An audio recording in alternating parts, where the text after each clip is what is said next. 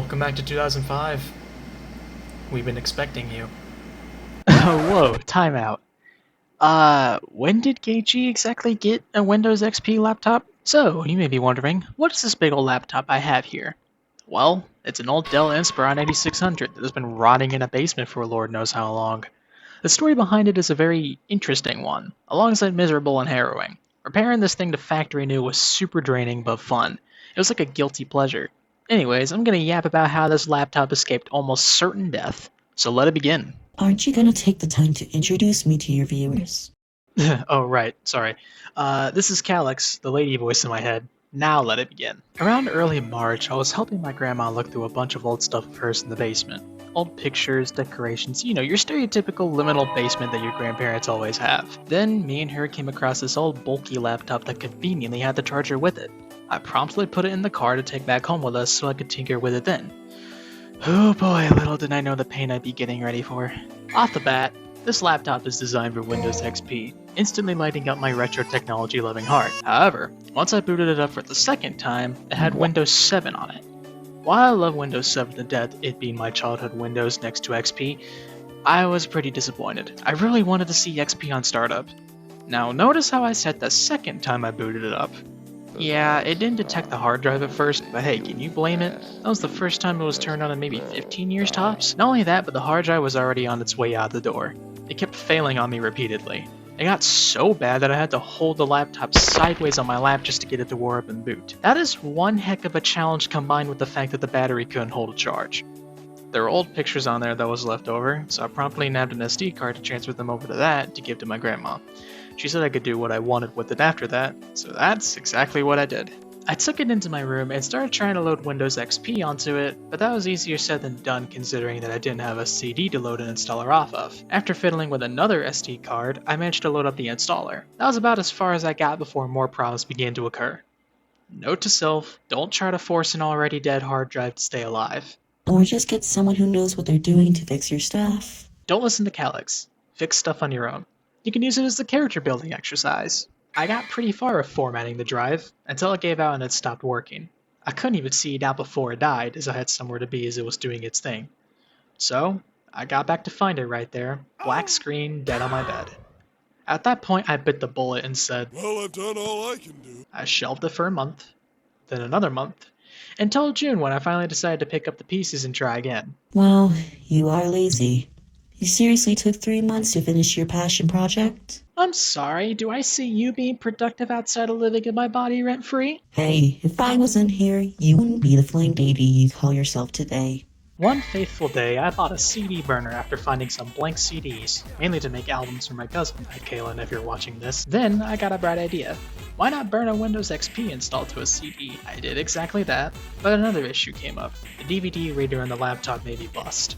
I wouldn't read the CD no matter what I tried. Extra note, I didn't put this on the script, but I did try it on my actual computer and it actually loaded. However, I also bought a hard drive that same day. I had plans with this laptop. I was gonna bring it back no matter how long it took. It took me an entire day. An entire day. From the moment the drive showed up in the mail to midnight. No breaks. That is how draining this whole process was.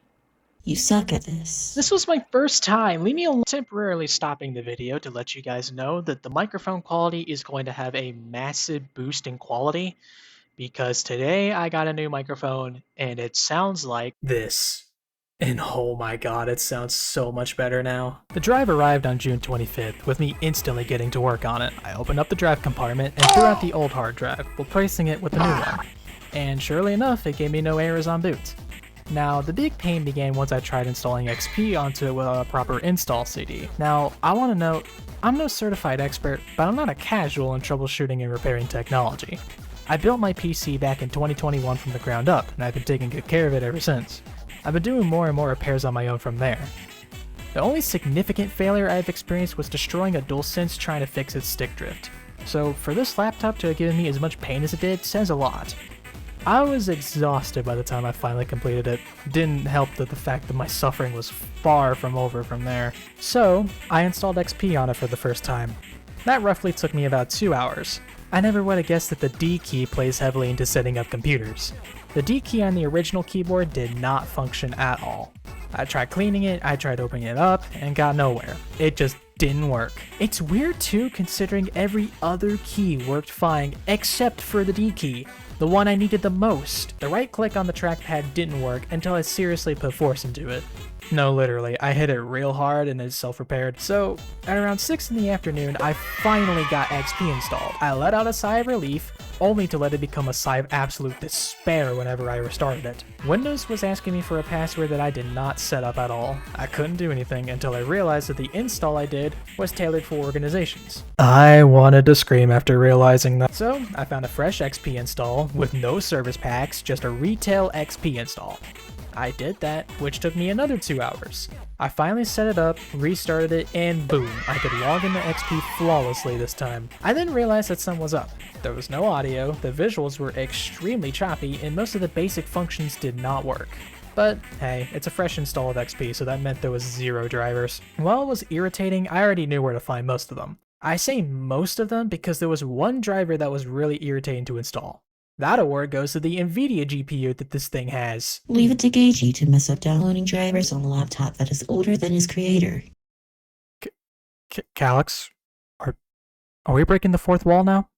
Have we really stooped that low? So, this was back when laptops were very beefy and were kind of a luxury to own. I'll explain how truly powerful this laptop is soon, but let's just say that the Inspirons were powerhouses in their time. I want to emphasize that this thing was sitting boxed up in a basement for Lord knows how long. Heck, this thing was manufactured before I was even born. Or thought about. The GPU that this thing houses is a GeForce FX Go 5200. There's better ones out there that it can house, but this one is pretty strong nonetheless. Mouthful of a name, but that's not all. The processor isn't that impressive, it being a generic Intel Pentium, but it does house 1 gig of RAM. That isn't a lot in today's standards, but back then, that was a good bit. You could actually upgrade the crap out of this thing to truly pimp it out, which I might do one day. But the driver to get the GPU to work was a nightmare to find. I tried everything I could, but I eventually cracked it by using a program called SDIO. SDIO is basically a program that identifies the names of all your hardware in your PC and locates new drivers for them. It really came in clutch for me, as every NVIDIA installer I tried never worked until SDIO hit it out of the park. I finally managed to install all the drivers, basically making this thing mint condition in its software. I'm gonna have to thank a channel named Bringus Studios for showing off SDIO when he was making the beefy computer from CS Source. You made this restoration leagues easier, and I salute you. This laptop may be finished drivers and software wise, but hardware needed to be addressed. I addressed the keyboard and the battery first. If you're wondering why I said the D key being broken was crucial, it's because I needed the D key to delete partitions in the XP installer. I wound up using my main PC's keyboard to delete them, but it was still annoying. I didn't want to use an external keyboard all the time with this thing, so I bought a refurbished one on eBay alongside a battery that could hold charge. I installed the keyboard as it came, cracked the monitor frame a little bit by tugging on it too hard, and boom, I can now strafe right as much as I want. Then the battery came in and it held a charge, but then another issue arose, that being the fact that the battery would not charge with the charger that I found with the laptop. That charger was an HP one, and a quirk with those old laptops is that they would only charge if the charger being used was able to be recognized. In layman's terms, you have to use a Dell charger for Dell laptops. I ordered that, it arrived a week later, and it charged the laptop with a bright smile. After that, it's basically restored to factory state, with some hints of cosmetic wear, but hey, it functions. You need to learn how to slow down when you try to do this type of work, dude. I'm sorry, my adrenaline shoots up rapidly when I repair and or restore stuff. It feels good. Can you blame me? And that is how the now dubbed Wacky Woohoo Pizza computer, get it because Dante was on my wallpaper, found a purpose in my equipment after a couple decades. While it was all a very mentally challenging chore to bring this laptop back to full working order, it was genuinely the best first tech rescue I've ever embarked on. I may have fixed much of my own equipment, but to not only revive and restore something as old as this laptop, which wasn't even mine in the first place, but to give it a purpose to fulfill in my setup is oddly heartwarming in a way. I'm someone who has a big heart for preserving technology and making sure I find means to use every technological knickknack and doodad I can get my hands on, which is why I wanted to bring this laptop back from the dead, even if it was just as simple as getting a new hard drive for it, as well as replacing some of its components. I'm real happy with how it turned out. I'm also absolutely surprised with it. This laptop is surprisingly powerful given its specs, even if it was just sitting around for so long. It runs Half-Life 2. It doesn't run it flawlessly, but it's still a very playable version of Half-Life 2. The game really takes dips when you look at the water effects or when something is on fire. This happened on a random Wednesday evening in July. I wanted to try and test the waters to see what it was truly capable of. I installed Half-Life 1 and 2 and Devil May Cry 3. Half-Life 1 ran flawlessly with only a few hiccups. It's so easy to run at this point that it would be more shocking if it didn't run. Devil May Cry 3 ran surprisingly well, specifically in Bloody Palace, but I didn't have too much fun with it because I can't get like an Xbox controller or anything like that to run on this thing. The drivers are not there for it, and well, I don't have a 360 controller to plug in. Half-Life 2 is where things got real interesting. I'm on medium settings for the game, and it runs well. Not perfect, god no, this alongside Far Cry and Doom 3, which I don't have yet, were the 3 most demanding PC games during this laptop's prime, but it's not even near unplayable. Hey, it does run more smooth and consistently than the original Xbox port of the game if that tells you anything. And I can prove it. Alright, Half-Life 2, featuring Sonic. Thanks a lot, Because why Warl. not? Now I'm going to explain a few things. I'm playing in pitch black, because the screen is not that bright, so I kind of have to play the game in pitch black to show you guys effectively what the game looks like. This is the settings level that I'm running the game on. It's not perfect, but it does run. This is Ravenholm. I figured I'd do Ravenholm in particular because this is actually my favorite chapter in all of Half-Life 2. Now, the problem I have with this version of Half-Life 2 is that this is the retail version of the game. Apparently, Quit Fast Weapon Switch, I've tried enabling it, it just doesn't work. Like, I've tried enabling Quick Weapon Switch, and it just doesn't work on this version, because this is the retail release, this is not the Steam version at all. I think some features are missing out of a normal install of Half-Life 2, but the game is running. It runs really good. You know what? Get Magnumed. I love the Magnum. The Magnum's like my favorite weapon in any Half-Life game. It's so much fun to use. There's not much ammo for it, which means you really gotta make your shots count. Crab. Hey! Head crab. You know what? Come here. You're getting crowbarred. I think I'm playing on hard difficulty. I actually don't know what difficulty I'm playing on. Wakey wakey. Crab. Not funny. Who is this? Another life to save? I'll keep my eye on you. More than that, I cannot promise. I love Father Grigori.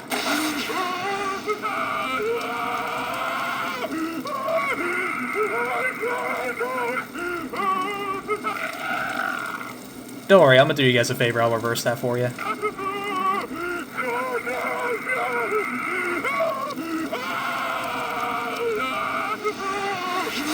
Zombie. Oh, hello. Here, have a Magnum. Bang. I know I'm wasting a lot of ammo, and it's probably making you guys angry beyond belief because I'm being super reckless, but frankly, I don't care. Mumble in a dream. Ow! Hey! Don't do that. Well done, brother.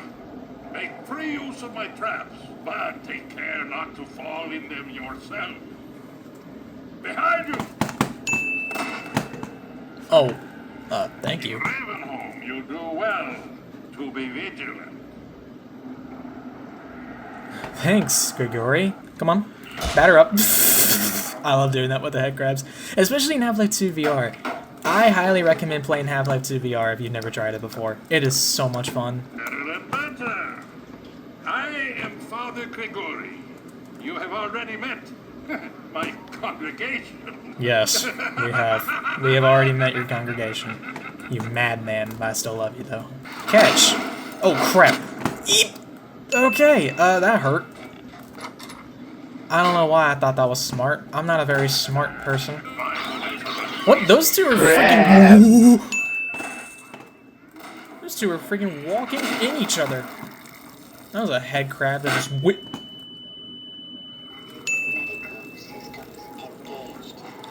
Crab. Crab. Quit that. Stop it. I hate these fast ones. Crab. Bro. Crab. Where are they? Crab. Crab. Quit that. Dude, these guys are literally munching on my Crab. skull. Crab. These guys want my foreskin.